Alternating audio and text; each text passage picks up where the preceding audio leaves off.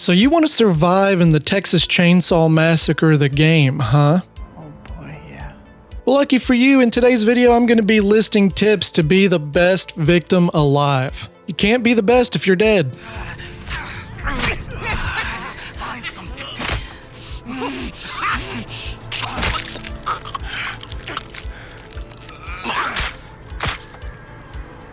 If you haven't already, consider leaving a like and subscribing to the channel so you don't miss out on videos like this in the future.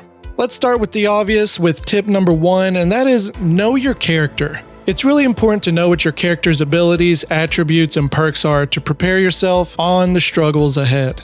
For example, you're Leland and you just start the match, you're trying to stealthily break free from your bonds and you noticed everybody else has broken free and went on to break out. You'll soon realize that Leland's stealth and proficiency is absolute poo-poo. You can improve these attributes the more you level up and gain stat points, but I've always said to hell with being quiet with Leland and just did the tasks as quickly as possible. And to kind of point out another example, which Leland would fit in this category as well, is say you need someone to make distractions while the others are taking care of tasks. If you're going to be making distractions, you'll probably want to use Leland, probably Anna or Julie as well. Sunny would be good, but I would not recommend using Connie whatsoever. But let's say Leland. I mean, he's the brute of the team. He's going to be running around. He's going to be backstabbing people. He's going to be shoulder bumping them. He's just going to be causing as much chaos as possible.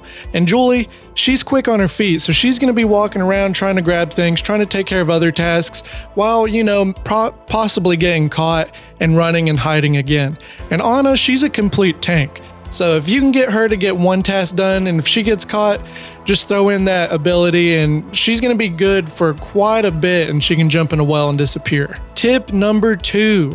Know your surroundings. One of the greatest advantages us victims have to our disposal are our surroundings. From the bushes spread out through each map, the crawl spaces we crawl or slide through, all the way to the random wooden barriers placed conveniently around to our getaway. Each of these are obstacles for the family members and can make us slippery little weasels to catch. That's not even all of them either. We have closets, deep freezers, and finishing off with the most important one, wells. Take advantage of those wells, people. You feel you can't get out of this go around? Haul ass to the well and try again next time. The wells are massive lifesavers. Tip number 3. Do not drain your stamina. I know this from experience. You do not have to bash the sprint button repeatedly. If you think doing that will get you free, you will end up like me. I thought Julie was crazy fast, and she is, but I drained my stamina too quickly. They got the upper hand, and that's with using her special ability as well. All you need to do is press it a few times, then stop as you look for a crawl space. Once your stamina builds, do it again. Now, when I mean stop, I don't mean necessarily stop completely. Just stop tapping X as you're holding down the run button, and if you see the killer getting ready to stab you, tap it again, give yourself a little burst of energy. But do not quickly pump the X button and drain that stamina because the family will get you. And let's talk about tip number 4. Stab Grandpa. Now, I know you can't literally kill Grandpa or any of the family members in that matter, but if you stab him in the chest, you can immobilize Pappy for a time, and that is super important. If you're wanting to savor the match and grind that XP like you were the cook barbecuing Anna's sister, get Grandpa out of the way, and if you're stealthy enough, they'll never find you. And just a tip, you can upgrade a specific perk to immobilize Gramps up to 4 levels, all of that hard work and blood wasted. And the last tip I can give, and I know a lot of people hate hearing this, but communicate with your team. I know some people just like to go Lone Ranger style and try to get out by themselves. I am one to do that from time to time, but if you really want to mess with the family and do some real damage and annoy them and get out alive, communicate with the team. Set up a little game plan while you're in the basement. I know some people don't have a mic or don't really like using a mic, and that would be a good reason to have an in-game chat system in Texas Chain Saw Massacre, but as of right now, we don't have that, so if you can, communicate with your team, get to know these people. You might find some friends along the way that you will be playing with for years to come.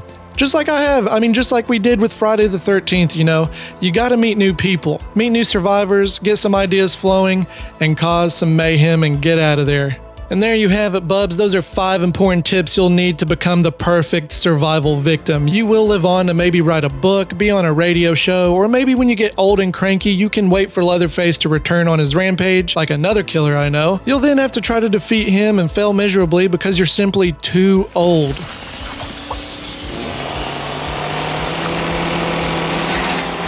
Am I going too far with this? Let me know some tips you all have that I failed to mention in the comments below, and remember to drop a like and subscribe to the channel so you don't miss out on videos like this in the future. Just another little bit here, I have memberships available for as low as $3.99 a month, and I will be providing extras such as movie reviews of this franchise and more. We already have one member, and I'd like to thank Carol Smith for being the first. And until next time, take it easy, bubs.